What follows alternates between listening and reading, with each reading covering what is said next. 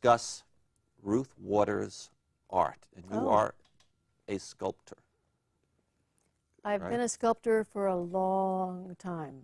I'm a painter too, but that is more recent. All right. And I just want to ask my camera, give me a signal when we start seeing her work and her studio, okay? Mm-hmm.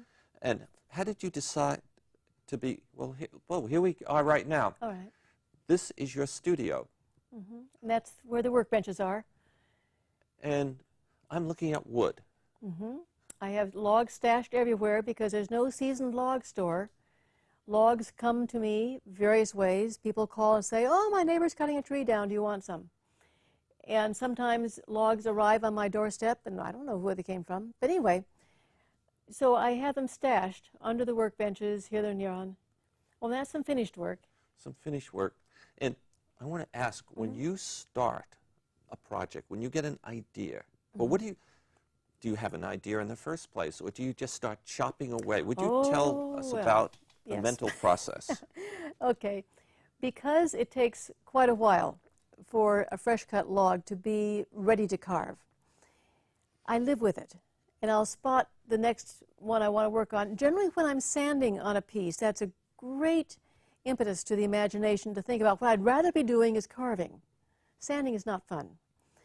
So I'll be thinking about and looking at and saying, and checking out the problem areas, because there's always, you can see a bump, you know a branch broke off sometime 20, 30, 40, 50 years ago, and there'll be a problem inside. So I want to map out all the problems and begin to think about what could be inside there. So then eventually, maybe I'll do some sketching, but probably I'll get the chalk out and begin to kind of put a few lines here and there and say,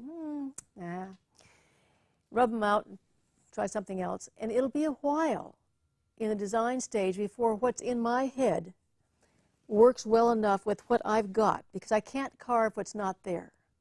What might be in your head before you start sketching and chopping away?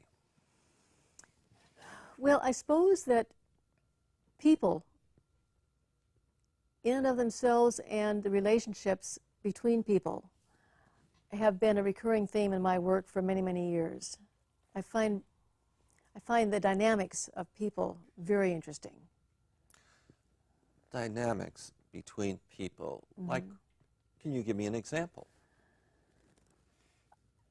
I've done several things which look pretty abstract, but they are representations, for instance, of different kinds of family relationships. I've got a series of 3 now that I call Intimacy 1, 2, and 3, and they're good-sized pieces. 2 of them have already gone into bronze editions, and they are representations of an pretty much idealized pair bond relationship. And then I've got one that I'm working on now that's quite abstract, and it will be about reconnecting, where you've had a family relationship and one person has left and is now kind of reconnecting. So that probably is the driving force for me, is the human condition. The human condition. That is very interesting. And I'll just paraphrase. I think I have it, though. You are very concerned with the relationship between people. Yeah. And there are plethora of relationships. Love, yes. Hatred, I don't know. I don't deal with the hatred part. Yeah, that's hard to deal with. It doesn't look good, does it? Well, I don't see any reason to encourage it. All right. And people respond. I put a great deal of, I guess you could call it, passion into my work. And to me, the ideal is if people can feel that and respond to it. You'd rather have them feel warmth yes. and love. Oh, yes. We need yes. the more the better. Okay, I have one other question about, 2 other questions about your work. So you get a log in, it sits there, it dries, you sketch something out, and you, is that how it is, or? Sort of. I do work with a mallet and chisel, and it is, and I've got the muscles for it. And then you get it all carved, and then you start smoothing it. something called a Sureform plane has been a godsend because it shaves down to a smoother surface, and then I start sanding. And one of the things you learn the hard way is that I like openings and the interplay of forms.